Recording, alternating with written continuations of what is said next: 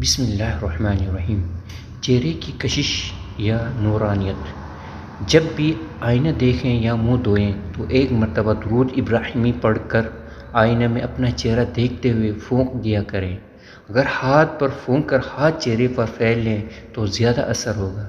اس عمل سے چہرے پر انوکھی تازگی، سکون اور کشش پیدا ہو جاتی ہے۔ یہ بہت سے لوگوں کا آزمودہ عمل ہے، نہایت آسان اور مصنوعی کریموں سے نجات دلانے والا ہے۔ ایک اور آزمودہ اور اپنا تجربہ شدہ عمل بھی اب کے توسط سے درج کرتا ہوں۔ جب بھی کپڑے پہنیں یا بال سنواریں یا آئینہ دیکھیں یا کوئی بھی بناؤ سنگار کریں تو منہ ہی منہ میں بسم اللہ، ماشاء اللہ، لا حول ولا قوت الا باللہ پڑھتے رہیں۔